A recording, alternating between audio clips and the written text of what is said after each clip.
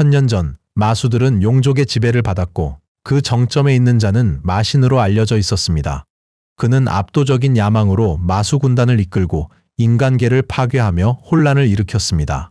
그의 탐욕은 끝이 없어 세상을 끝없는 어둠으로 몰아넣으려 했습니다. 그 당시 인류는 멸망 위기였지만 다행히 잠재력이 완전히 발휘되었습니다. 영적 각성의 물결 속에서 일부 뛰어난 인물들은 마수를 통제하는 능력을 보여주었으며 이들을 수호자라고 불렀습니다. 현재 용 한 마리가 도시를 휩쓸고 있었는데 사자를 탄 수호자가 나타나 에너지 폭발로 용을 공격했습니다. 그 충격으로 용은 주거 지역으로 추락했고 당국은 즉시 응급의료 지원팀을 파견했습니다. 그 마수는 샹난 고등학교 학생인 주인공 샤오 싱유의 아파트로 추락했습니다. 부상당한 마수는 소년의 아파트 전체를 헤집어 놓다가 바로 그의 앞에서 멈췄고 얼굴에 피가 튀어 그를 공포에 떨게 했습니다. 마수가 입을 벌리고 공격을 준비하자 싱유에는 공포에 얼어붙었습니다. 하지만 그 순간 누군가 주문을 외워 불꽃을 소환해 용을 공격했고 즉사시켰습니다. 싱유에는 눈을 비벼떴고 그곳에는 청룡 학원의 학원장인 수루엠이 있었습니다. 그녀는 자신의 마수에서 내린 뒤 불편을 드린 것에 대해 정중히 사과했습니다. 그러고는 그에게 학원 카드를 건네면서 집 피해 복구와 보상을 자신들이 책임지겠다고 말했습니다. 카드를 건넨 그녀는 작별 인사 후 팀과 함께 떠났습니다. 싱유에는 카드를 보면서 이 세상 모든 사람이 수호자가 되기를 꿈꾼다는 것을 떠올렸습니다. 물론 그 역시 마찬가지였습니다. 하지만 불행히도 그는 마수를 살 돈이 없었습니다. 마수 없이는 전국 수호자 시험 응시도 불가능했죠. 수호자가 되지 못하면 아무도 지킬 수 없을 겁니다. 그가 방심한 사이 무언가 옷 위로 기어 올라왔습니다. 작고 귀여운 흰 강아지가 그의 얼굴을 핥기 시작했습니다. 그는 강아지를 안아 올렸고 용을 따라온 허스키라는 것을 알게 되었습니다. 교과서에서 질풍견이라 불리는 개와 비슷한 생물이라고 언급된 것을 기억해냈습니다. 마침 잘 됐습니다. 이제 그도 마수가 생겼으니 수호자가 될 수 있을 겁니다. 하지만 유일한 문제는 전국 수호자 시험이 3일밖에 안 남아 제 시간에 준비할 수 없었다는 것이죠.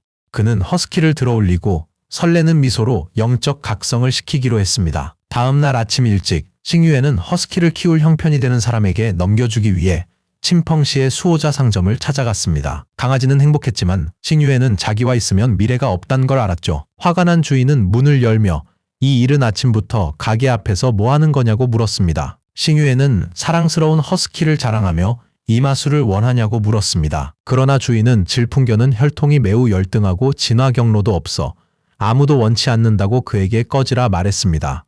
싱유에는 결국 떠날 수밖에 없었습니다. 하지만 그 순간 무언가 빛나기 시작했고 그는 놀랐습니다. 허스키의 상태창이었습니다. 초기 단계였지만 지옥 혈통이라는 숨겨진 혈통이 있었습니다. 게다가 숨겨진 진화 경로도 4가지나 됐습니다. 싱유에는 환상이라 여기며 눈을 비볐습니다. 하지만 다시 눈을 떴을 때도 상태창은 그대로 있었습니다. 그는 주인에게 허스키의 숨겨진 진화 경로 4개를 물었다. 주인은 질풍견은 진화 경로가 없다며 빗자루로 그를 쫓아냈습니다.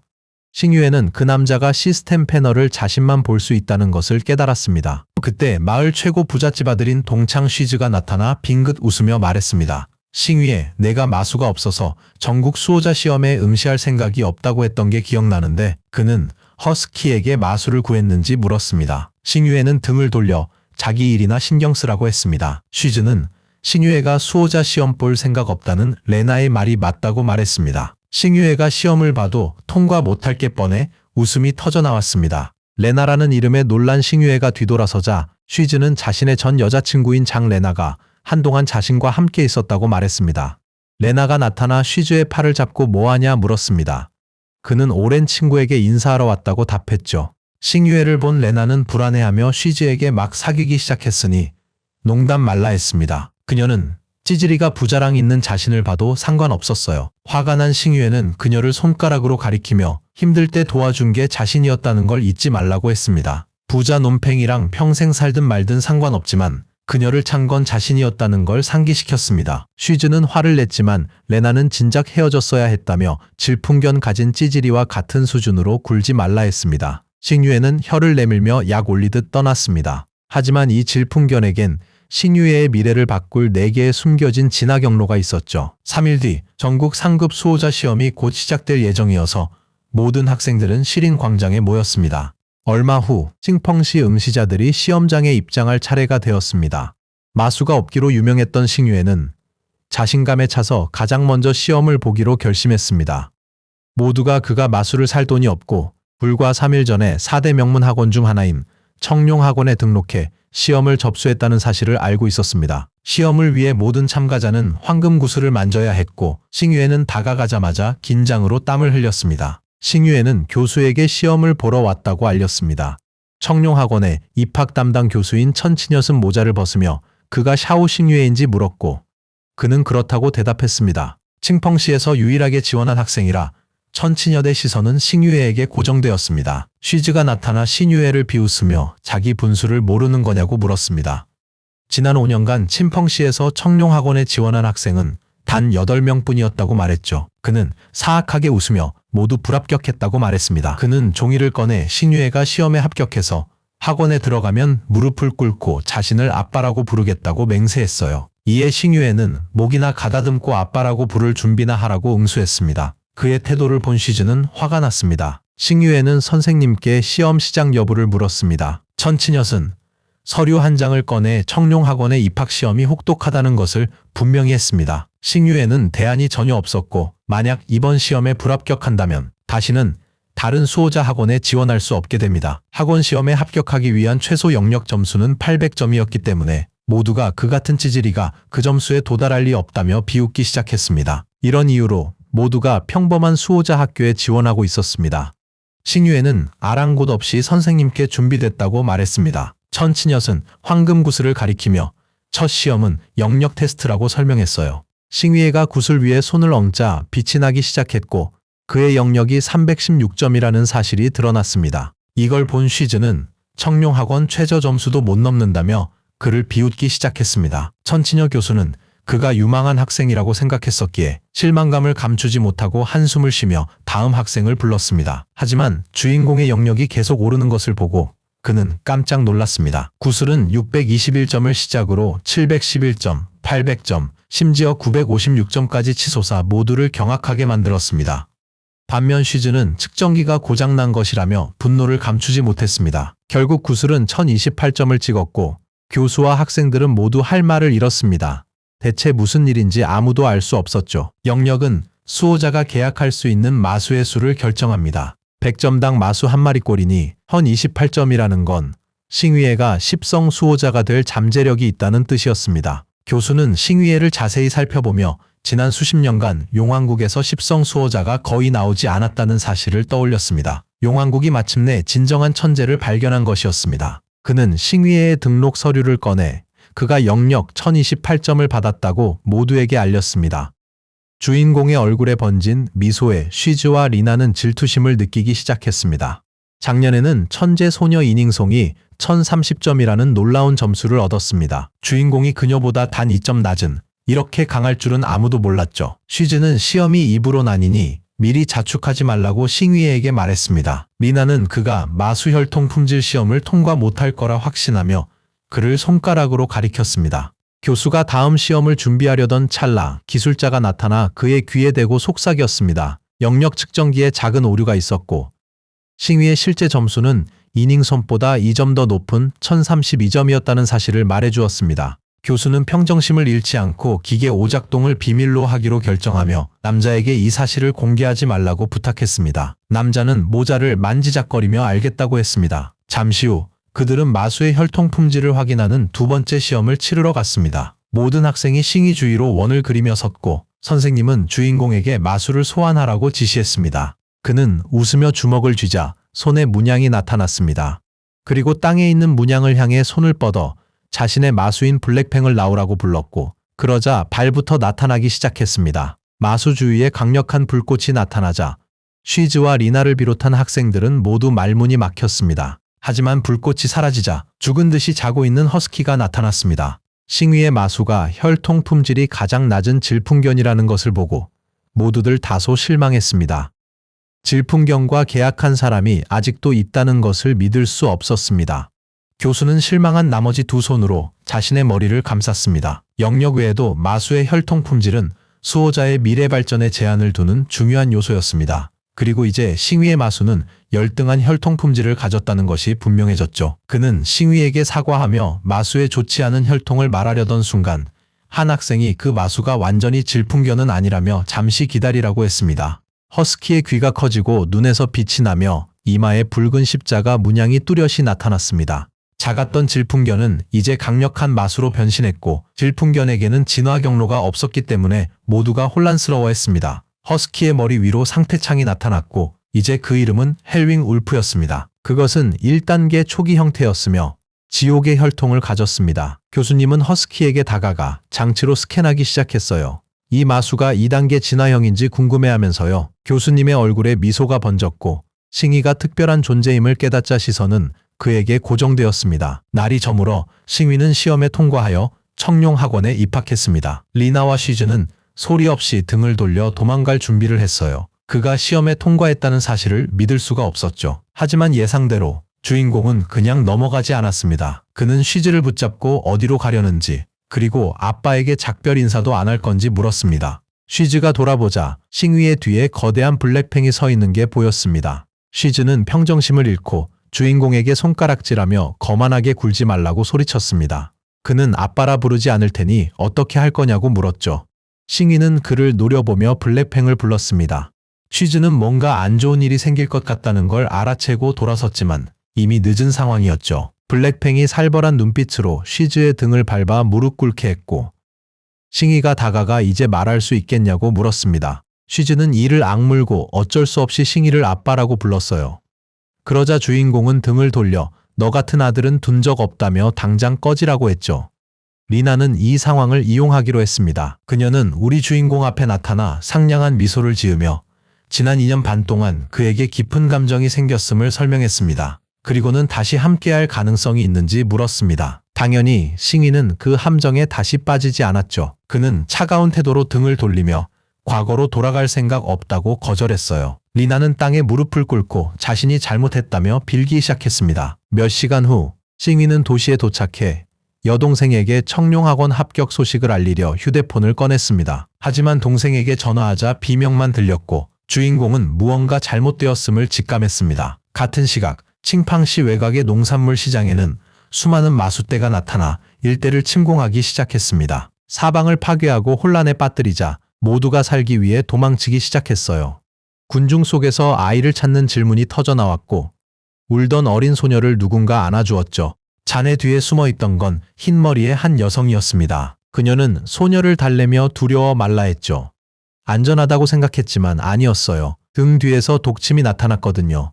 여성은 상황이 좋지 않음을 깨달았죠. 뒤돌아보니 거대한 전갈이 그들 위에서 침을 흘리며 공격할 태세였죠. 패닉에 빠진 싱위가 농산물 시장에 도착하니 많은 이들이 살기 위해 도망치고 있었어요. 그는 무슨 일이 벌어지는지 몰랐죠. 눈앞에는 파괴된 현장과 모든 것을 부수는 마수들, 그리고 도망치는 사람들 뿐이었습니다. 여동생의 흔적은 보이지 않았죠. 전갈이 꼬리 공격을 가했지만 다행히 소녀와 여성이 있던 곳 옆에 빗나갔어요.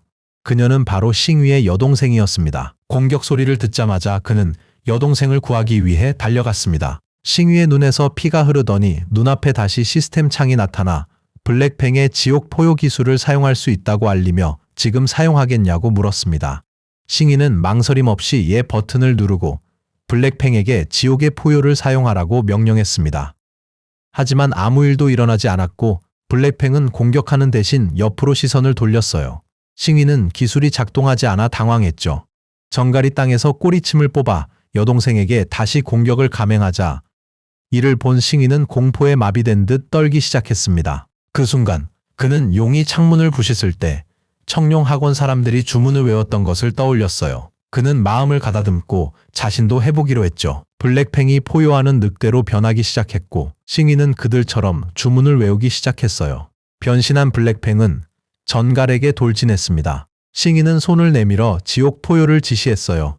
블랙팽이 입을 벌리자 에너지 구체가 나타났습니다. 공격을 충전한 후 전갈을 향해 강력한 에너지 폭발을 일으켜 몸을 두 동강 내고 여동생과 소녀를 구했습니다. 마수의 몸이 땅에 쓰러지자 싱위는 자신이 해냈다는 것을 믿을 수 없었고 이것이 수호자의 진정한 힘이라는 것을 깨달았습니다. 여동생이 마수 근처에 있다는 생각에 걱정이 됐죠. 그는 재빨리 달려가 소녀를 안고 괜찮냐 묻는 여동생을 발견했습니다.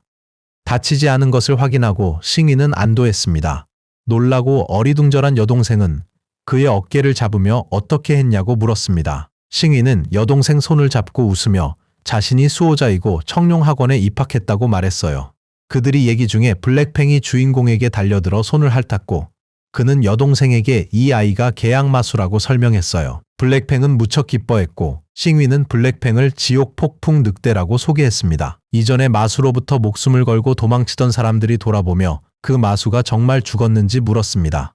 자신감 넘치는 미소로 싱이가 확인하자 여동생도 죽었을 것이라고 했어요. 그때 한 여인이 나타나 딸을 구해줘서 고맙다고 인사했습니다. 딸은 눈물을 글썽이며 엄마에게 다가가 안기면서 어디 갔었는지 물었습니다. 동시에 싱이와 여동생은 전갈의 시체로 다가갔는데 바로 그때 시체에서 수정이 솟아나오기 시작했고 그들은 그것을 보러 가기로 결정했습니다. 수정이 바닥에 떨어지자 상태창이 나타났습니다. 그것은 독 속성의 초기 단계 마수 핵이었는데 독 속성을 5포인트 증가시켜 주었고 또한 10의 경험치를 얻을 수 있게 해주었어요. 싱위는 마수 핵을 집어 블랙팽에게 먹였어요. 비록 초기 단계의 독 속성 핵이지만 작은 이득이라도 블랙팽의 진화에 도움이 될 수 있었기 때문이죠. 그는 돌아서서 마수가 죽었으니 모두 안심하라고 외쳤습니다. 사람들은 그를 자신들의 영웅이라 칭송하며 둘러쌌죠. 전에 그가 구해줬던 소녀도 나타나 자기도 그처럼 수호자가 되고 싶다고 말했어요. 싱이는 소녀의 머리를 쓰다듬으며 분명 훌륭한 수호자가 될 거라고 말해줬습니다. 날이 어두워지자 싱위는 아파트로 돌아왔어요. 벽의 구멍은 그대로였고 그는 잠이 들었죠. 바로 그때 여동생이 나타났습니다. 그녀는 그를 뚫어지게 보며 소년의 등에 새겨진 푸른 용 문양에서 시선을 떼지 않고 침묵했어요. 그녀는 방을 나간 뒤 전화해 용 문양, 저주는 여전히 유효하고 용왕 정수봉인도 온전히 유지되고 있다고 알렸습니다. 싱이가 어떻게 마수와 계약을 맺는지 이해가 안 돼서 혼란스러웠죠. 상대방은 이것이 믿음의 문제일 것이라며 싱이를 계속해서 주시해달라고 요청했어요. 그녀는 이를 이해하고 단호히 주인공을 계속 주시하기로 결심했어요. 다음 날 싱이와 여동생은 짐을 꾸려 기차역으로 향했고 많은 사람들이 배웅 나왔습니다. 그중엔 아버지와 어머니도 있었죠. 아버지는 어릴 때부터 주인공이 좋아했던 소금에 절인 오리알 한 바구니를 주었고 어머니는 돈이 든 봉투 몇 개를 건네주었습니다. 잠시 후 기차가 도착했고 싱이는 미소를 지으며 휴가 때 찾아뵙겠다고 약속하며 모두에게 작별 인사를 했습니다. 여동생은 다정한 미소를 짓기 시작했습니다. 잠시 후 둘은 기차에 탔고 싱이는 그녀에게 앉으라 말했습니다. 기차가 출발하고 몇 시간 뒤 차장이 승객들에게 안내 방송을 했습니다. 전방철로에 마수가 나타났다는 보고가 있어 기차가 흔들릴 수 있다는 내용이었죠. 이 소식에 싱이와 여동생은 크게 주목했습니다. 다행히 기차는 위험 구간을 무사히 통과했고 이제 다리 위에서 터널로 막 진입하려던 참이었습니다. 싱이는 농인시에 거의 다 와서 위험 구간을 무사히 통과했다는 사실에 기뻐했습니다. 여동생은 그가 곧 입학할 것을 기억하고 열심히 공부하라 말했습니다. 하지만 그때 기차가 흔들리자 싱이는 경계심을 가졌습니다. 차장은 저 앞쪽에 사만 거대 원숭이 무리가 출현했다고 알리며 승객들에게 몸과 소지품을 잘 보호하라고 당부했습니다. 싱위는 상황이 좋지 않다는 것을 직감하고 분노했고 다른 승객들은 위험 구간을 지났음에도 공격을 받자 두려워하기 시작했습니다. 마수들은 기차 지붕 위로 올라가 내리치기 시작했고 지붕이 부서지자 공포는 더욱 커졌습니다. 이제 아무도 뭘 해야 할지, 저 강력한 마수들을 어찌 상대할지 몰랐다. 거대 원숭이가 지붕을 뚫고 들어오자 기차 안은 아수라장이 되었죠. 싱이는 여동생에게 숨어 있으라고 당부했고 그녀는 그가 무엇을 하려는 건지 의아해했습니다. 싱이가 등을 돌리자 그녀는 무릎 꿇고 가지 말라 애원했습니다. 거대 원숭이가 뛰어올라 주인공을 공격하려 했지만 황금 여우가 나타나 꼬리로 괴물의 얼굴을 후려쳤습니다. 주인공에게 구경만 할 거냐고 묻자 그는 말문이 막혔습니다. 그 산미 여우는 천공 길드 회장의 딸인 치넬란이라는 이름의 마수 주인의 것이었습니다. 그녀는 손으로 그를 맞고 죽기 싫으면 물러서라고 말했습니다. 그녀는 창을 휘둘러 원숭이를 겨눈 뒤 여우에게 뇌전 섬광을 쓰라고 명했습니다. 전기가 몸 주위에 피어오르더니 원숭이에게 달려갔습니다. 싱위는 충격에 빠졌죠. 마수 상태창이 나타났습니다. 에픽 등급 혈통을 지닌 레벨 3의 산미 뇌전 여우였습니다. 뇌전 섬광은 이 마수가 공격을 회피하고 돌진하여 적에게 번개 피해를 입히도록 했습니다. 산미 뇌전 여우와 창을 보고 나서야 그녀가 누구인지 비로소 깨달았습니다. 여우와 친열란이 공격을 준비하자 사람들은 이제 살았다고 생각했습니다. 싱위의 얼굴에 미소가 번졌습니다. 그때 다른 원숭이가 기차 지붕을 뚫고 객차로 들어왔습니다. 싱위는 몸을 돌려 모두에게 기차에서 대피하라고 외쳤다. 몇몇 거대 원숭이가 객차에 난입해 모든 것을 파괴했습니다. 이 괴물들은 무리지어 살지만 이상하게도 지금은 극도로 분노한 상태였습니다. 싱위는 마수 주인을 돕고 싶었기에 블랙팽을 향해 손을 뻗으며 가라고 명령했습니다. 치넬라는 괴물의 창을 찔러 죽였습니다. 하지만 왜 이렇게 많은 마수가 있는지 알 수 없었죠. 그녀가 한눈을 판 사이 마수 2마리가 나타나 뒤에서 공격하려 했습니다. 주인공이 조심하라며 경고했고 블랙팽이 변신했습니다. 싱위는 수수방관하지 않고 지옥 속박 능력으로 마수들을 쇠사슬로 묶어 움직이지 못하게 했습니다. 그는 순식간에 3마리의 마수를 처치했습니다. 그러자 친열란이 다가와 그에게 수호자냐고 물었습니다. 그녀는 여우를 품에 안고 미소 지으며 주인공에게 고마움을 표했습니다. 그는 어떤 수호자라도 같은 상황이라면 똑같이 했을 거라며 감사할 필요 없다고 답했습니다. 그는 잠시 집중하여 그녀의 마수에게 문제가 생겼음을 깨달았고 곧 마수 상태창이 나타났습니다. 전투 후 트라우마로 인해 우울하고 무기력했으며 시스템은 주인공에게 치료법까지 알려줬습니다. 싱위는 그녀에게 최근 마수가 전투에서 지나치게 흥분하다가 나중에는 무기력해지고 심지어 자해 조짐까지 보이지 않았냐고 물었습니다. 친열란은 그 말이 사실이라서 놀라며 어떻게 알았냐고 물었습니다. 싱위는 그녀의 마수가 전투 후 트라우마를 겪고 있다고 설명했습니다. 그는 수호자 질병 가이드에서 이 상태에 대해 읽었는데 뇌전 여우가 특히 취약하다고 언급되어 있었다고 했죠. 속으로는 마수의 상태를 볼 수 있다는 사실을 차마 말할 수 없었죠. 고마움의 표시로 그녀는 그의 등을 가볍게 두드려 주었습니다. 이제 그녀는 왜 자신의 마수 샤오샤오가 최근에 웃지 않았는지 이해하고 즉시 치료를 받으러 가기로 결심했습니다. 그녀는 주인공 어깨에 손을 얹고 그를 남동생으로 삼기로 했습니다. 두 사람이 대화하는 동안 싱위의 여동생이 나타나 그들을 뚫어지게 응시했습니다. 그녀는 둘 사이에 서서 억지 미소를 지으며 그가 보통이 아니라고 말했습니다. 팔을 잡고 자기 남동생이라 했습니다. 치넬라는 그녀를 뚫어지게 쳐다보더니 수수방관하지 않기로 했습니다. 그녀는 싱위의 팔을 잡아 여동생에게서 떼어냈다. 여동생이 다시 그의 팔을 잡자 치넬라는 이제 그가 자신의 남동생이라고 말했습니다. 둘은 서로 다투기 시작했고 싱위는 몸이 반으로 찢어질 것처럼 강하게 잡아당겨졌습니다. 몇 시간 후 그들은 많은 학생들이 모여있는 청룡학원 중앙광장에 도착했습니다. 한 교수가 모두를 청룡학원에 온 것을 환영했고 무대에는 왕당성 부학장과 린캉 교무처장도 있었습니다. 모두 학원장이 도착할 때까지 참고 기다려야 했습니다.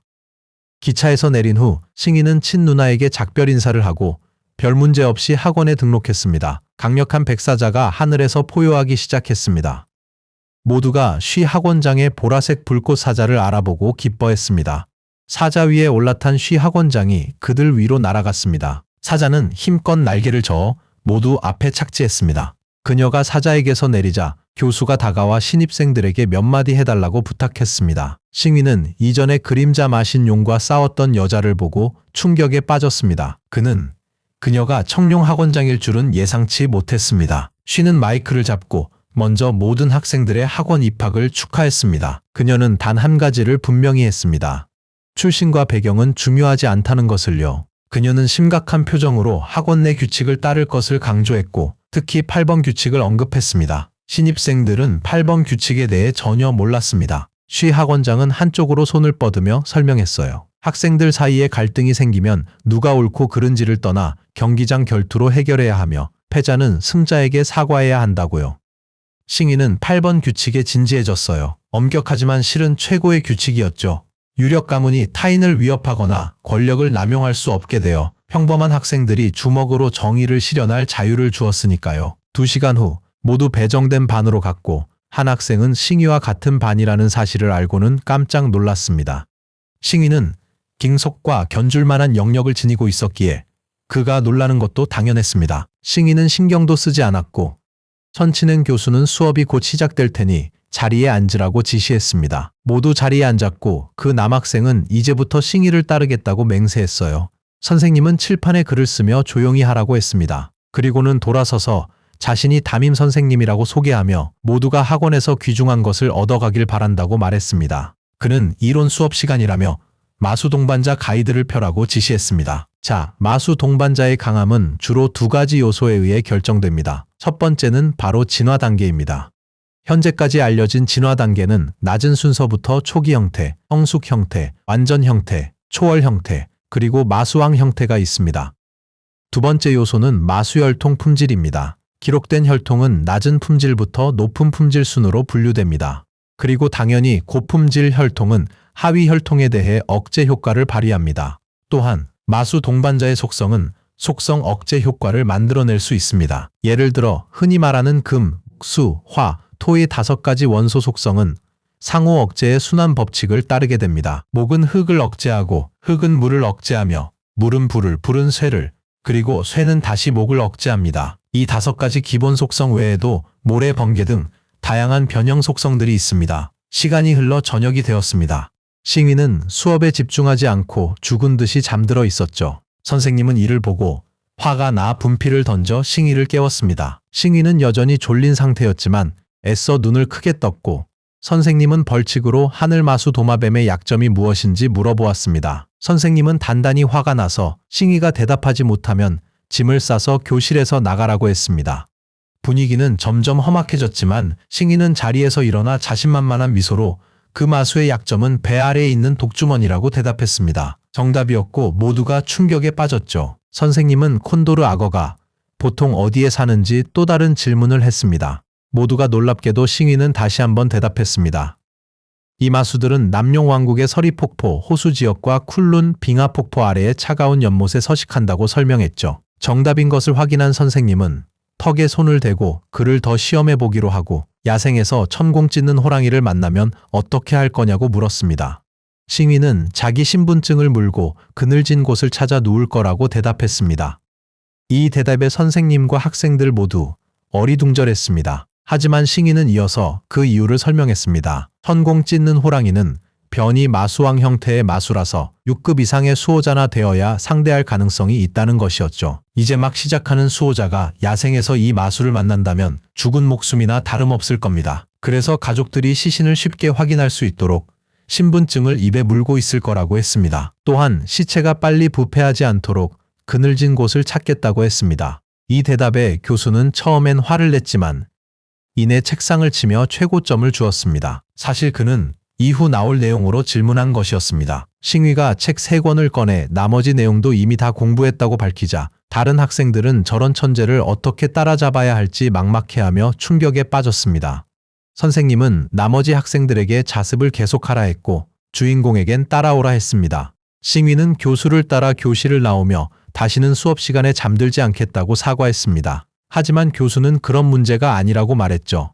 그는 턱에 손을 얹고 싱이가 한 학기 이론 내용을 반나절도 안 돼 전부 마스터했다고 덧붙였습니다. 싱이는 이 모든 것이 교수님 덕분이라고 겸손하게 칭찬했습니다. 하지만 교수는 화를 내며 아부는 그만두라 했습니다. 우리 주인공이 이론 과정을 모두 마쳤으니 이제 더 심화된 자료들을 공부할 시간이었습니다. 그는 학원 도서관 출입증인 카드를 건넸습니다. 이 출입증으로 도서관을 자유롭게 오가며 어떤 책이든 무료로 빌릴 수 있었죠. 싱이는 출입증을 받고 말문이 막혔습니다. 교수는 그의 어깨에 손을 얹고 더는 가르칠 게 없으니 가보라고 허락했습니다. 싱이는 거의 텅 빈 도서관으로 향했습니다. 마음에 드는 책 한 권을 고른 싱이는 구석 바닥에 앉아 독서를 시작했습니다. 블랙팽을 더 강하게 할 책을 읽고 있었습니다. 하지만 평화로운 시간은 오래가지 못했습니다. 왕당성 부학장의 아들인 왕엠이 부하들과 함께 도서관에 나타나 오늘 학원은 자기 것이라며 모두에게 나가라고 명령했기 때문입니다. 그 순간 도서관에 있던 모든 학생들은 출구를 향해 달려가기 시작했습니다. 반면 싱이는 전혀 신경 쓰지 않았죠. 왕엠은 여학생 3에게 다가가 자기 공부 동안 옆에 있어달라고 부탁했습니다. 여학생들은 겁에 질려 보내달라고 애원했습니다. 이에 화난 싱이는 책을 덮어 왕엠의 머리에 던지며 시끄럽다고 소리쳤습니다. 왕엠은 분노와 혼란 속에서 누가 그랬냐고 물었습니다.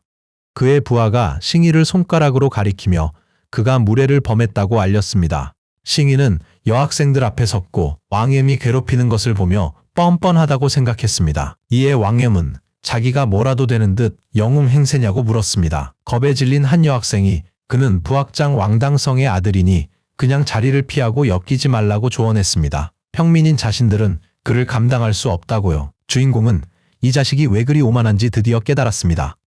왕임은 자신이 상황을 다 파악했다는 듯 의기양양했습니다. 싱위가 자기 편의를 봐준 거라며 엄지를 아래로 내리고 무릎 꿇고 사과하라 했죠. 하지만 싱위는 그럴 생각이 없었습니다. 주인공은 1초의 망설임도 없이 그의 거시기를 걷어찼고 남자는 극심한 고통을 느끼기 시작했습니다. 거만하던 왕염은 땅에 쓰러져 고통스러워했습니다. 부하들이 다가와 괜찮냐고 물었죠. 그는 몸을 떨며 손가락으로 천장을 가리키고는 싱위에게 자기가 누군지 아냐고 물었습니다. 그는 바닥을 치며 자신을 건드린 싱위가 이곳을 살아서 못 나갈 거라 맹세했습니다. 왕양은 고통 속에서도 청룡학원 진짜 왕이 누군지 보여주겠다며 주인공에게 복수를 다짐했죠. 왕양의 오만한 목소리에 누군가 도서관에 들어섰습니다. 그는 교수와 함께 온수 교장이었습니다. 그녀는 학원이 왕양의 지배하에 있다는 것을 몰라 다소 놀랐습니다. 그는 교장이 이리 빨리 알아챌 줄은 몰라 당황했죠. 수는 상황을 이해하는데 오랜 시간이 걸리지 않았고 두 사람 간의 갈등은 학교 규정 제8조에 따라 처리되어야 한다고 설명했습니다. 학생들 사이에 갈등이 발생하면 옳고 그름을 떠나 링 위에서 결투로 해결해야 했고 패자는 승자에게 반드시 사과해야 하는 규정이었습니다. 그들은 경기장으로 향했고 모두 싸움이 시작되기를 간절히 기다렸습니다. 다들 왕양의 6조 천공 표범이 전설 등급이니 그가 이길 거라 예상했죠. 아무도 주인공이 이길 거라 믿지 않았습니다. 그는 그저 자신감 있는 미소를 지었습니다. 교수도 전투를 지켜보며 싱위가 자신을 실망시키지 않기를 바랐습니다. 둘은 경기장으로 향했고 심판은 곧 싸움 시작을 알렸습니다. 왕양은 주인공의 손을 잡고 자신에게 대항하면 어떻게 되는지 알려주려 했습니다. 싱위는 미소를 지으며 그의 사과를 간절히 기다리겠다고 조롱했고 이에 왕탕은 분노했습니다. 마침내 전투가 시작되었습니다. 왕탕은 땅에 손을 짚어 얼음 표범을 소환했습니다. 그 마수는 날카로운 발톱과 이빨을 가진 무시무시한 존재였습니다. 싱위는 능력을 발동했고 눈에서 피가 흘렀습니다. 하지만 덕분에 마수의 스탯을 볼 수 있었죠. 초기 단계의 재능이 2개였고 첫 번째는 심오한 얼음 동결이었습니다. 모든 공격은 동결 피해를 추가하며 적 이동 공격 속도를 30% 감소시킵니다. 두 번째 재능은 파쇄한기라고 불렸는데 목표물을 추적해 폭발하는 얼음 구체로 광역 피해를 주는 얼음 칼날을 만들어냈습니다. 주인공은 이중 속성 마수임을 깨닫고 잠시 겁을 먹었습니다. 이내 침착함을 되찾고 블랙 엣지를 소환하여 무대에 오르기로 했습니다. 싱위의 마수가 매우 위압적이며 외형적으로 왕탕의 마수를 압도한다는 것을 몇몇은 깨달았습니다. VIP석에선 수 교장이 싸움을 지켜보고 있었다. 그녀는 주인공의 마수가 게일 하운드의 진화형이라는 것을 깨달았죠. 게일 하운드는 진화가 불가능한 마수였기에 싱위가 어떻게 했는지에 대한 혼란과 수많은 질문이 그녀의 머릿속을 가득 채웠습니다. 경기장으로 돌아온 왕탕은 싱위가 단지 관심을 끌려는 것을 알아채고 분노하며 그에게 본때를 보여줄 때라고 생각했습니다. 마수에게 얼음 찢는 발톱을 쓰라고 명령하자 고드름을 발사했습니다. 이것을 본 싱위는 블랙팽에게 사행보를 사용하라고 명령했습니다. 블랙팽은 좌우로 움직이며 별다른 노력 없이 공격을 피했습니다. 하지만 표범은 틈을 타 접근, 여러 차례 공격을 퍼부었습니다. 블랙팽은 몸을 떨며 심하게 다쳤습니다. 이 마수는 바람과 불, 이중 속성이었고 표범은 얼음과 불 속성이라 상성에서 우위였습니다. 분노한 왕탕은 싱위의 마수를 아예 무력화시키기로 작정하고 파쇄한기 기술을 사용했고 표범은 입에서 냉기를 뿜어 블랙팽의 몸을 얼려버렸습니다. 블랙팽은 얼음에 갇혀 꼼짝 못했어요. 왕탕은 자신이 이겼다 생각하며 블랙팽이 얼어 죽는 건 시간 문제라고 확신했습니다. 하지만 수 교장 일행은 싱위가 무엇을 할지 초조하게 지켜봤습니다. 그는 그저 자신만만한 미소를 짓더니 손을 뻗어 블랙팽에게 리프트팽을 사용하라고 명령했습니다. 블랙팽의 몸이 그림자로 변하기 시작하더니 순식간에 사라져 버렸습니다. 이것은 암흑 속성이었고 교사들은 헬게일 울프가 세 번째 속성을 가진 것에 깜짝 놀랐습니다. 왕탕은 자기 몸 아래에 마법진이 나타난 것도 모른 채 사방을 두리번거리기 시작했습니다. 블랙팽은 그림자로 변해서 얼음에 갇힐 수 없었던 겁니다. 블랙팽은 그의 뒤에 나타나 공격을 준비했습니다. 하지만 바로 그때 표범이 끼어들어 공격을 막아내며 간발의 차로 왕탕을 구했습니다. 맞았다면 지금쯤 중상이었을 겁니다. 싱위 뒤에 착지한 블랙팽은 진짜 실력을 보여주듯 침묵의 발톱 사용을 명했습니다. 블랙팽은 다시 그림자로 변해 표범을 공격하기 시작했고 반격할 기회조차 주지 않았습니다. 침묵의 발톱은 어둔 속성 능력이었죠. 상대에게 적중하면 3초 동안 침묵 효과를 일으켰습니다. 싱이는 지옥의 포효로 싸움을 끝내기로 했습니다. 블랙팽은 입에 구체를 모아 표범에게 강력한 폭발을 날려 단숨에 쓰러뜨렸습니다.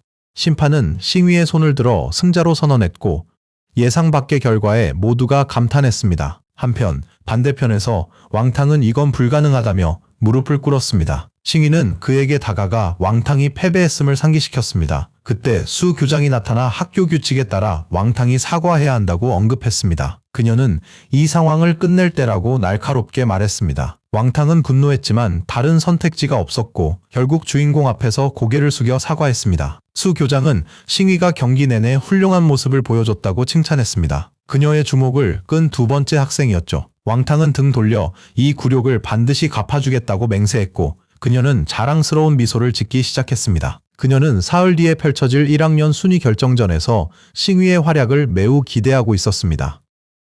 싱위는 얼굴을 붉히며 감사 인사를 했고 첫 번째 학생이 누구인지 물었습니다. 그녀는 예시엔밍이 영적 힘 레벨 1000 이상의 천재라고 밝혔습니다. 싱위는 입학시험 때 그녀를 들은 기억이 있었다. 수는 재능을 높이사 이 경기에서 이긴 보상으로 미소를 지으며 반지를 건넸습니다. 싱위는 할 말을 잃었습니다. 음식, 보충제, 마수 코어 등 조련사에게 필요한 모든 것을 보관할 수 있는 공간 반지였기 때문입니다. 싱위는 반지를 받고 미소를 지으며 겸손히 보상을 받아들였습니다. 그는 진심으로 감사 인사를 전했습니다. 몇 시간 후 수업이 끝나고 싱위는 학교를 나섰습니다. 바람에 나뭇잎이 흩날리는 와중에 여동생이 기다릴 테니 서둘러 집으로 향했죠. 주인공이 모퉁이를 돌자마자 파란 머리의 어린 소녀가 부딪혔습니다. 소녀가 어디서 나타났는지 몰랐던 주인공은 당황했고 소녀는 머리에 손을 얹고 어지러움을 느꼈습니다. 싱위가 어깨를 붙잡고 괜찮냐고 묻자 소녀는 괜찮다고 대답했습니다. 그는 몸을 숙여 소녀의 머리를 쓰다듬었고 걱정스러운 눈빛으로 다음엔 조심하고 조심히 집에 가라고 말했습니다. 소녀는 순간 얼어붙었지만 이내 싱위에게 달려가 품에 안기며 갈 곳이 없으니 자신을 데려가 달라고 애원했습니다. 전혀 예상치 못한 상황이라 싱위는 혼란스러웠습니다. 해가 질 무렵 싱위가 가족 침실로 가자 여동생은 오늘이 롱안시로 이사온 첫날이라고 말했습니다. 싱위가 학교 앞에서 만난 소녀를 집으로 데려오자 이걸 본 여동생은 화를 내며 그의 귀를 잡아당겼습니다. 그러고는 어떻게 애를 납치할 생각을 하냐며 꾸짖기 시작했죠. 싱위는 이전보다 더 혼란스러워했고 소녀는 싱위가 여동생을 설득할지 초조하게 지켜볼 뿐이었습니다. 여동생은 그를 때려 머리에 혹이 여러 개 났습니다.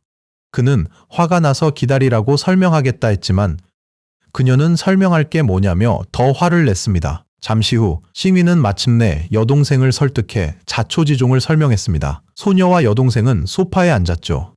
싱위는 손을 뻗어 시멍이 마술을 무서워해서 조련사로서 자격이 없다는 사실을 밝혔고 더불어 가족의 학대로 인해 가출했다고 설명했습니다. 그는 소녀의 마수공포 극복을 돕기 위해 이곳에 데려왔다고 설명했습니다. 시멍은 루이셰를 껴안고 울면서 집에 돌아가기 싫으니 제발 머물게 해달라고 부탁했습니다. 루이셰는 안쓰러워 소녀를 머물게 했습니다. 시멍은 더 크게 울었고 루이셰가 그녀를 안아주자 표정은 진지함으로 가득 찼습니다. 이씨, 가문 여자는 절대 만나지 말라고 당부했죠. 싱위는 의문투성이었지만 그럼에도 고개를 끄덕였습니다. 같은 날 오후 청룡 아카데미에서는 학생들이 공격력 시험을 보러 모였고 싱위도 그 중에 있었어요. 그는 누나의 말을 떠올리며 왜 이씨 가문을 언급했는지 의아해했어요. 우리 주인공은 혼잣말을 했습니다. 그때 한 동료가 다가와서 무슨 이야기를 하냐고 물었어요.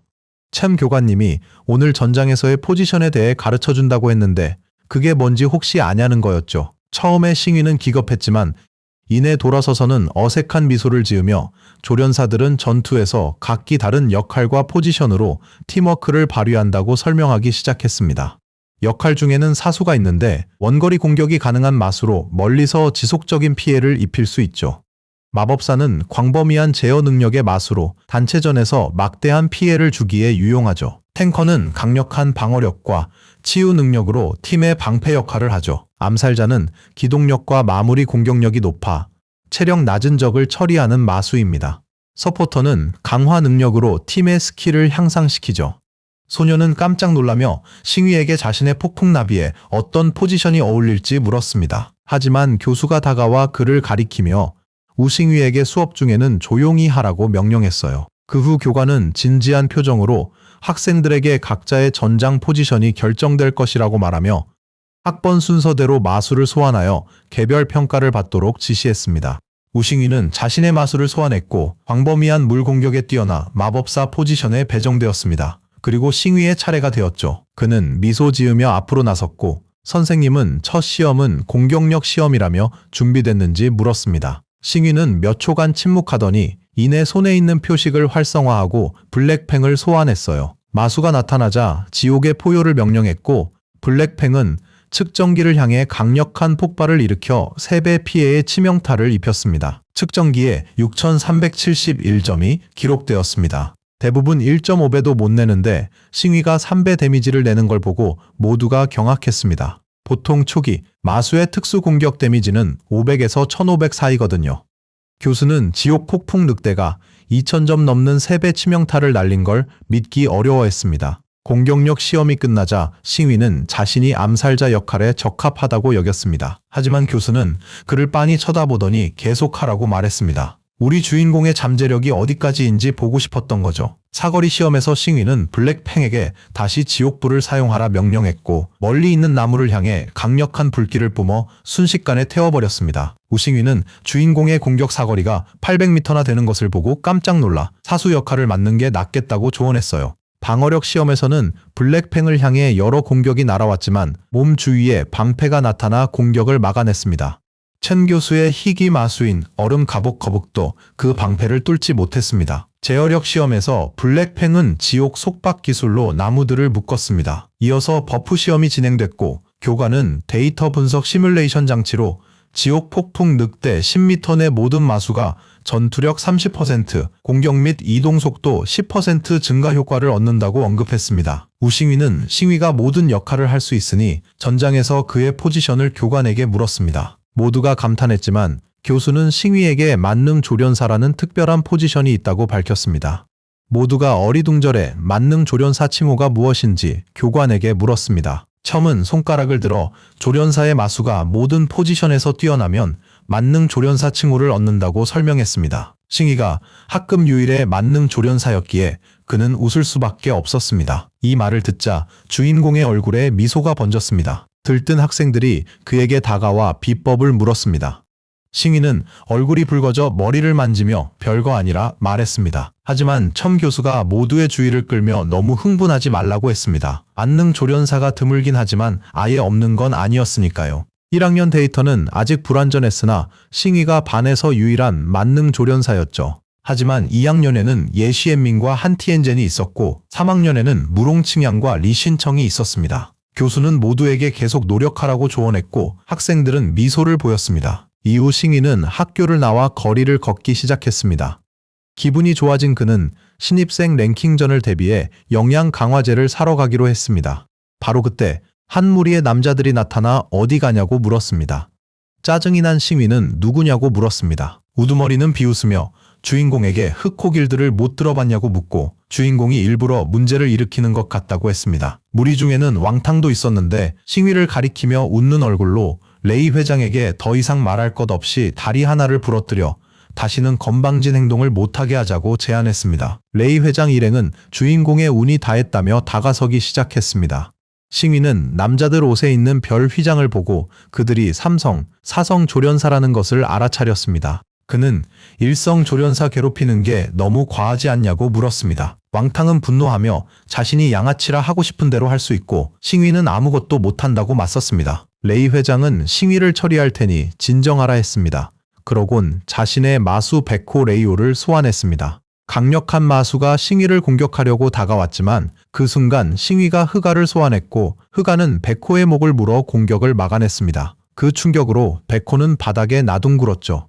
싱위의 마수가 그렇게 강하단 왕탕의 말에 레이 회장은 분노했습니다. 흑아와 백호가 싸움을 시작했고 심지어 우리 마수는 성체 단계였음에도 불구하고 초월 단계의 천둥 호랑이를 아무렇지도 않게 상대하는 모습을 보였습니다. 레이 회장은 이 상황을 결코 좌시할 수 없었죠. 그의 부하들도 각자 마수를 소환하였고 과연 삼성, 사성, 흑호길드와 일성 풋내기 중 누가 더 강한지 겨뤄보기로 결심했습니다. 마수들이 공격을 준비할 때쯤 친히 나타났고 그녀는 미소 지으며 흑호길드와 천상길드 중 누가 더 강한지 보자고 말해 모두를 놀라게 했습니다. 처음엔 싱이도 경계했지만 친염란을 보자 안도하며 미소 지었습니다. 천상길드가 레이 일행을 포위하자 그들은 당황했습니다. 레이는 두려움을 느꼈습니다. 천상길드는 홍현시에서 두 번째로 강한 조련사 길드였고 심지어 1위인 허리케인 길드조차 감히 맞서지 못했기 때문이죠. 간담이 서늘해진 레이는 그녀에게 왜 이곳에 있냐고 물었습니다. 그녀는 싱이 어깨에 팔을 두르며 레이 회장이 동생을 건드릴 줄 몰랐다고 했습니다. 레이는 그녀가 외동딸이라 혼란스러웠습니다. 그녀는 날카로운 눈빛으로 싱위가 자신의 의형제임을 밝히며 한 가지를 분명히 했습니다. 누구든 그를 건드리면 자신과 천상길드에 맞서는 거라며 모든 부하가 마수를 소환하게 했습니다. 거만하던 레이 회장은 마른 침을 삼켰고 마수들을 보자 이 모든 게 오해였다고 말했습니다. 그는 분노하여 왕탕을 손가락으로 가리키며 자기 동생을 괴롭히라고 그들을 고용한 자가 왕탕임을 밝혔습니다. 왕탕은 공포에 질려 몸을 벌벌 떨었고 싱위를 해칠 의도는 전혀 없었다며 변명을 늘어놓기 시작했습니다. 친엘라는 팔짱을 끼고 레이에게 어떻게 할지 아냐고 물었고 그는 땀 흘리며 대답했죠. 그는 왕탕을 혼내주려 했고 부하들은 그를 마구 때렸습니다. 왕탕은 자기가 고용한 이들이기에 당황했습니다. 친엘라는 천상 길드 본부로 가는 싱위에게 사람들과 엮인 이유를 물었습니다. 그는 마수 영양제를 사는 중 그들이 나타났다고 설명했습니다. 친엘라는 영양제는 천상 길드에서 다 챙겨주니 자기에게 말하라고 했죠. 그녀는 손가락을 치켜들며 미소 지었습니다. 만약 보충제가 필요하다면 말만 하라며 공짜로 줄 수 있다고 했죠. 싱위는 그녀의 후한 모습에 깜짝 놀랐습니다. 그녀는 건물 시설들을 소개해주기 시작했어요. 천상 길드의 훈련 시설은 조련사들의 실력을 향상시키기 위한 최고급 훈련 장비를 갖추고 있었습니다. 또 조련사들이 임무 후에 골프나 사우나 같은 편의 시설을 즐기며 쉴 수 있는 휴양구역도 있었습니다. 다음은 회의실이었는데 중요한 임무를 위한 회의나 세부 전략을 짜기 위해 모이는 곳이었습니다. 또한 최첨단 의료기술과 더불어 다양한 종류의 약초를 완비한 의료동도 존재했습니다. 그녀는 싱위를 손가락으로 가리키며 길드의 마수 의사들은 실력이 뛰어나 다친 마수들에게 최첨단 치료를 제공한다고 말했습니다. 싱위는 깜짝 놀라 친엘란의 어깨를 붙잡고 자기도 천상길드의 마수의사로 들어갈 수 있냐고 물었습니다. 그녀가 잠시 생각하며 대답하려는 순간 누군가 끼어들었습니다. 바로 천상길드의 부회장인 류이였죠. 그녀는 안 된다며 그가 누구이며 어떻게 왔는지 물었습니다. 나이나 경험으로 보나 천상길드의 의사를 하겠다는 건 말도 안 되는 소리였습니다. 친엘라는 이모에게 싱위가 자신의 의형제라고 말했습니다. 자신이 말했고 기차에서 4만 마기 원숭이를 제압하게 도운 이가 그라고 했습니다. 그때 한 남자가 방으로 뛰어들어왔죠. 그는 초조하게 소리치며 류 부회장에게 의료동에 중상을 입은 마수 여러 마리가 실려왔다고 알렸습니다. 남자는 헐떡이며 인력이 부족하니 어쩌냐 물었고 류의 시선은 그에게 향했습니다. 그녀는 당황하지 말고 다른 지점에서 지원 병력을 구하라 했고 옐란에게는 다른 길드의 지원을 요청하라고 지시했습니다. 하지만 남자는 그럴 시간이 없다며 마수들이 버티지 못할 거라 말했습니다.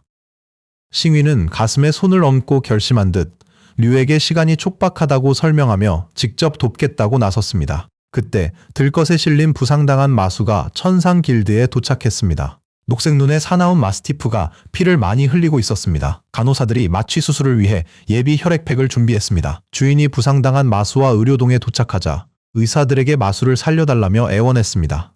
이에 모든 의사들이 비상에 걸렸죠. 몇몇은 출혈이 심하니 지혈부터 하자고 제안했고 다른 이들은 지혈겸자를 사용해봤지만 효과가 없었습니다. 결국 아무도 출혈을 멈추지 못했죠. 싱위는 조용히 지켜보고만 있었습니다. 그가 나서서 통상적인 방법은 안 될 거라고 말했습니다. 그가 부상당한 마수를 뚫어지게 쳐다보기 시작하자 마수의 상태창이 나타났습니다. 덕분에 그는 그 마수의 급소를 파악할 수 있었죠. 이 마수는 마수왕급 생물이었고 황금 바늘 독벌왕에 의해 찔린 것과 유사한 외상을 입은 상태였습니다. 상처는 컸고 밝은 녹색 점액이 회복을 방해하고 있었습니다. 싱위는 모두에게 상처의 원인을 밝히고 녹색으로 빛나는 점액이 상처를 아물지 못하게 하는 특이한 독소라고 말했습니다. 싱위는 자신감 있게 출혈을 멈출 방법을 안다고 했지만 주인이 자신을 믿을지는 확신하지 못했습니다. 패닉에 빠진 주인은 그를 믿는 것 외엔 다른 선택지가 없었기에 제발 마수의 피를 멈춰달라 애원했습니다. 우리의 주인공은 의사들에게 약을 준비하라고 지시했습니다. 그들이 놀란 건 그가 말한 재료들이 독성 수치가 다양해 상처를 악화시킬 수 있기 때문입니다. 하지만 싱위는 단호하게 자신의 처방을 즉시 따르지 않으면 마수를 치료할 최적의 시기를 놓칠 것이며 이 녹색 눈의 마스티프는 약 없이는 죽게 될 거라고 말했습니다. 다른 방법이 없던 의사들은 약을 준비하러 나갔습니다. 5분 정도 지나자 지쳐 보이는 한 의사가 약을 들고 왔습니다. 싱위는 장갑을 끼고 병을 받아 조심스럽게 뚜껑을 열었습니다. 이어서 손가락으로 상처 가장자리에 액체를 발랐죠. 약효가 나타나자 마수가 고통스럽게 비명을 지르기 시작했고 싱위와 주인은 깜짝 놀랐습니다. 하지만 곧 상처가 아물며 출혈이 멈췄습니다. 주인은 마수가 괜찮아지는 것을 보고 울음을 터뜨렸습니다. 싱위는 장갑을 벗으며 류 부회장에게 자신의 실력이 어땠냐고 물었습니다. 류 부회장은 싱위에게 손을 내밀며 그의 실력이 기대를 훨씬 뛰어넘었다고 말했죠.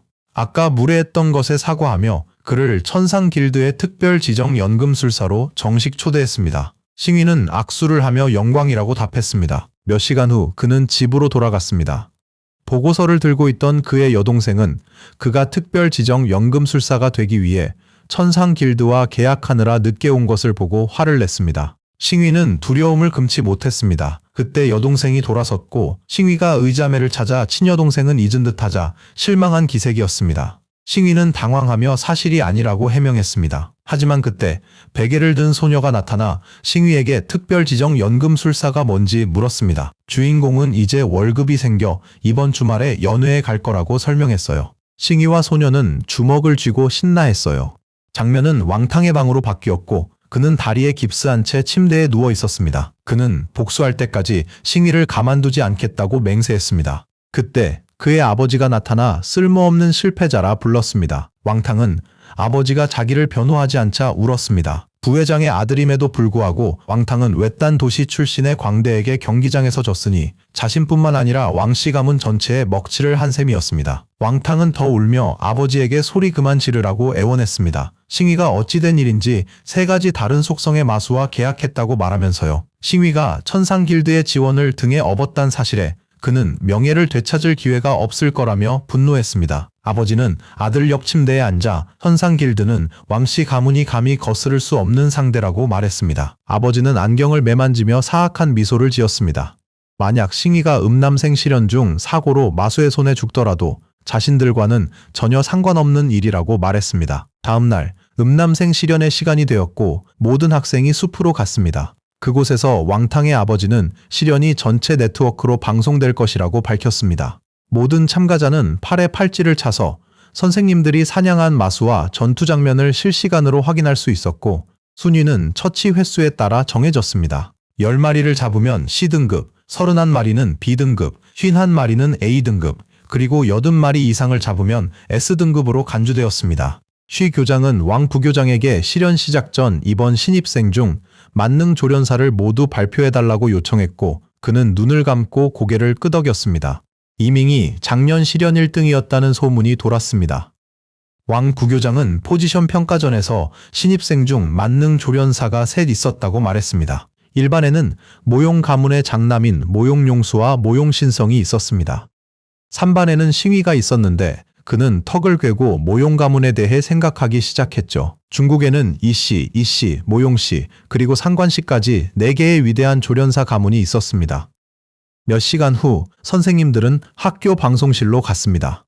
콧수염을 기른 해설자 용씨가 모두에게 환영 인사를 건넸습니다. 쉬 총장이 왕 부총장에게 싱위가 마수를 몇 마리 잡을지 물었습니다. 그는 자신감 넘치는 미소로 50마리쯤 잡을 거라 답했습니다. 첨 교수는 말도 안 된다며 싱위의 재능이라면 최소 80마리는 잡을 거라고 말했습니다. 쉬 총장은 손으로 머리를 괴채 미소를 감추지 못했습니다. 그녀는 싱위가 이밍황의 기록을 깨고 기적을 만들 거라 기대했습니다. 곧 모든 신입생이 순서대로 입장했고 실현이 시작됐습니다. 2시간이 채 안 돼서 이 반은 짧은 꼬리곰을 성공적으로 처치했고 총 10마리를 잡았습니다.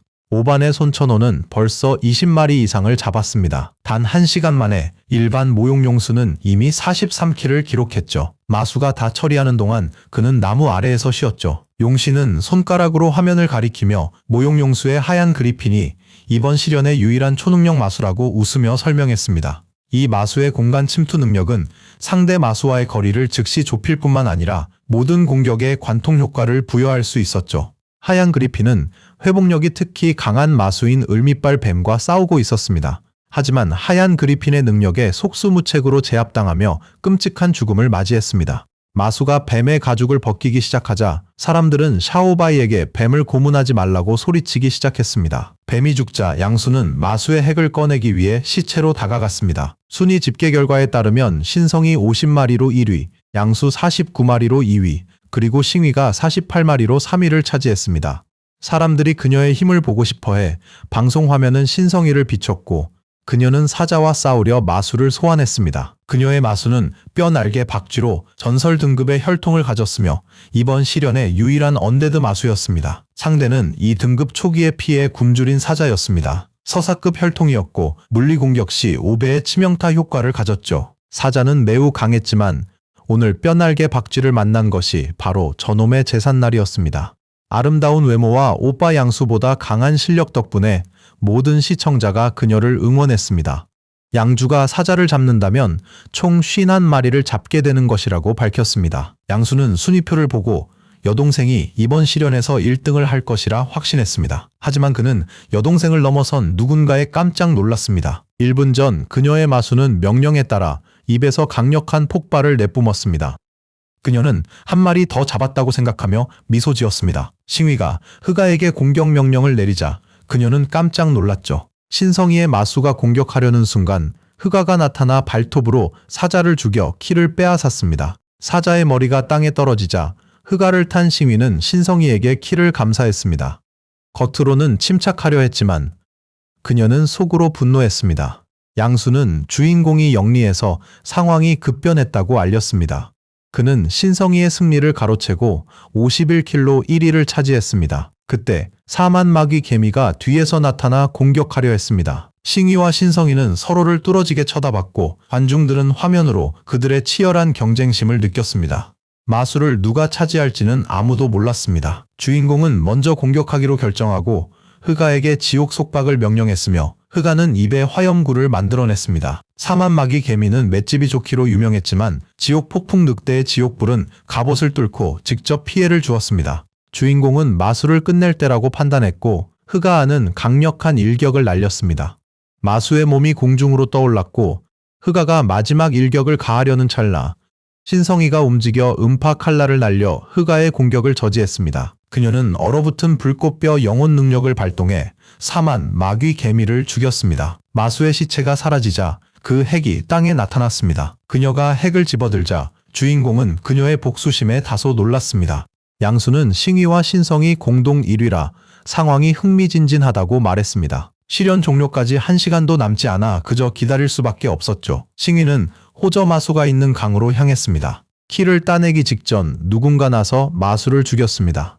바로 신싱이 주인공의 키를 다시 가로챘습니다.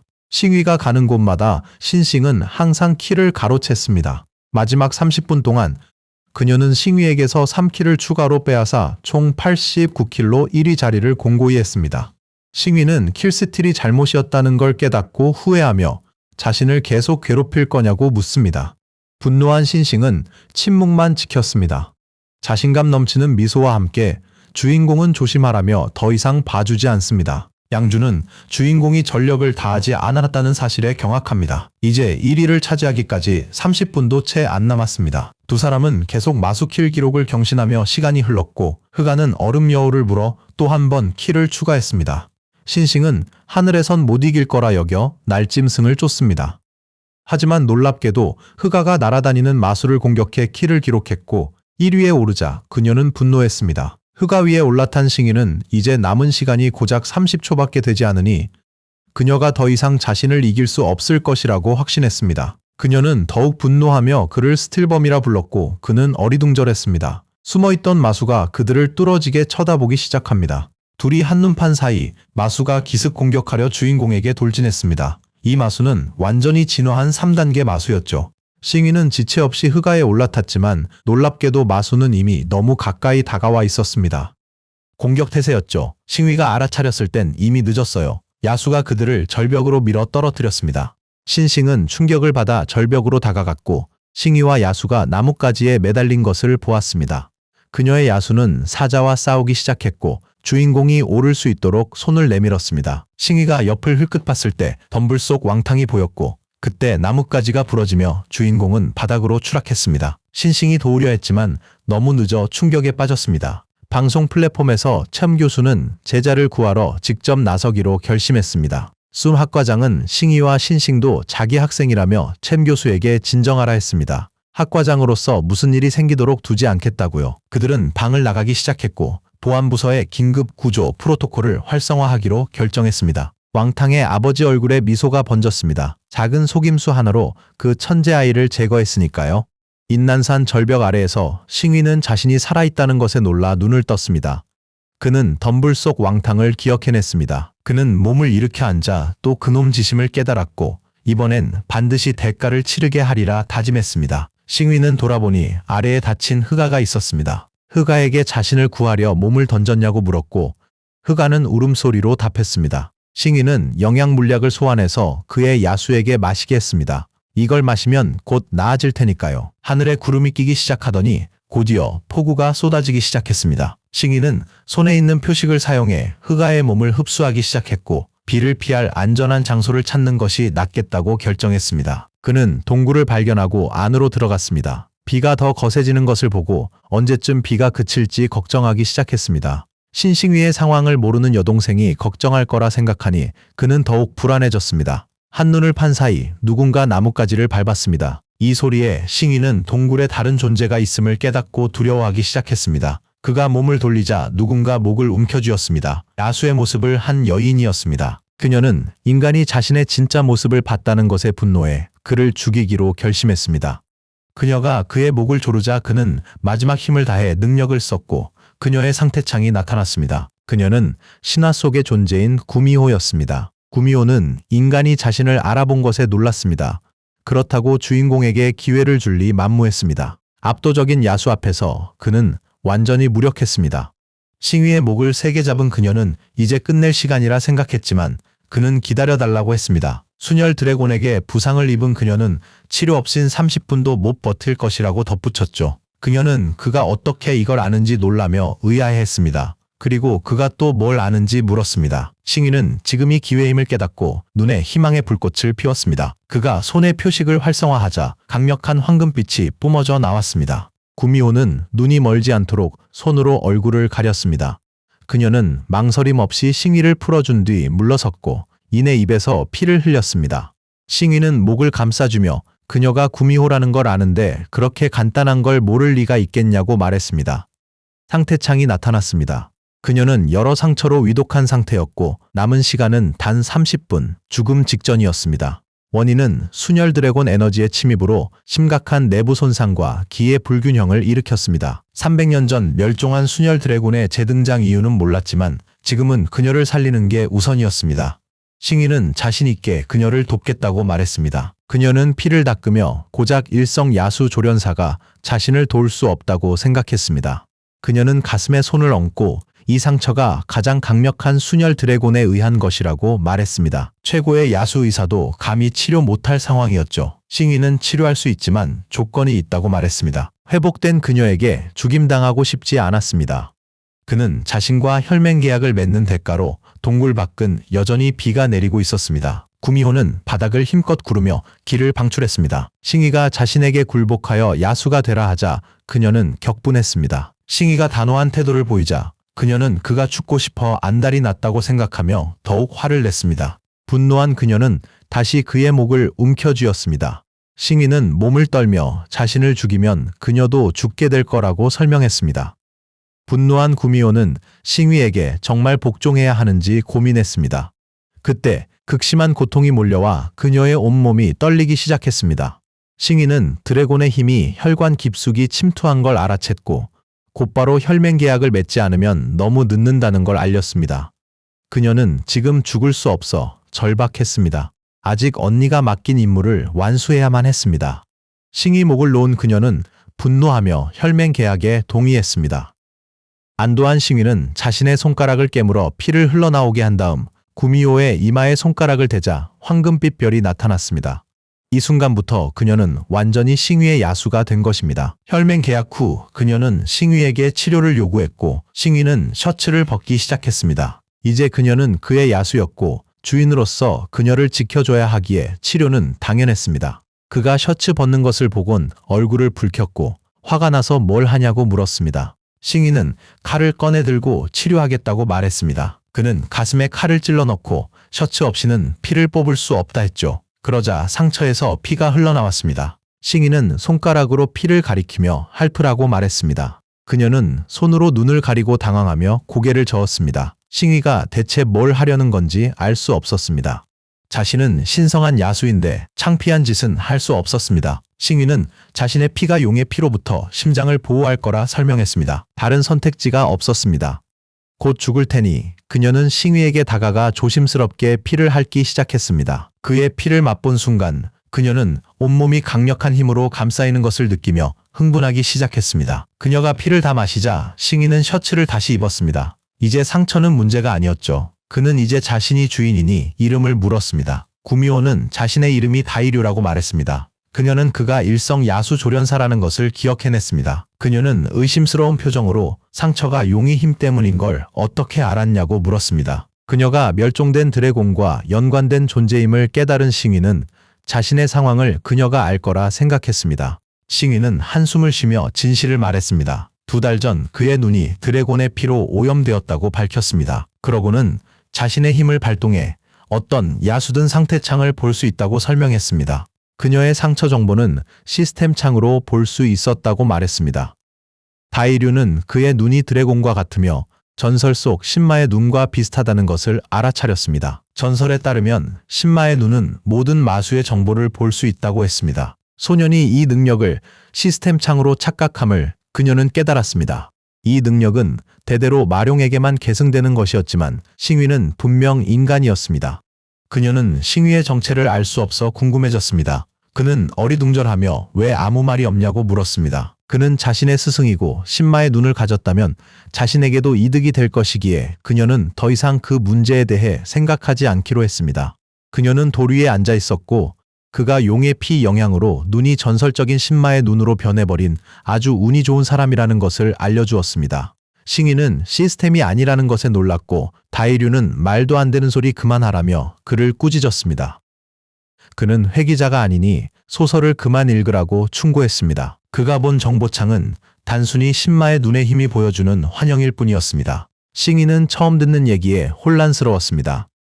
허스키를 찾다 땅에서 코어를 발견했고 누군가 영적 야수의 피를 깨워 변형시킬 수 있다고 알려줬습니다. 드래곤 공격 사건 이후 처음으로 그것은 소년을 야수의 혈통을 깨울 코어를 찾도록 이끌었습니다. 드래곤 아카데미 평가 때 그는 흑아에게 코어를 먹였고 뜻밖의 그의 야수는 헬하운드로 진화했습니다. 덕분에 그는 아카데미의 평가를 통과했죠. 싱위는 언제 다시 그 목소리를 듣게 될지 알 수 없었습니다. 그때 송곳니 야수 한 마리가 나타나 그들에게 다가왔습니다. 야수가 포효하기 시작하자 다이류는 경계하며 싱위의 옷깃을 잡아 옆으로 끌어당기며 경계를 늦추지 말라고 했습니다. 야수는 동굴로 들어왔습니다. 싱위를 절벽으로 떨어뜨린 건 용암 사자였습니다.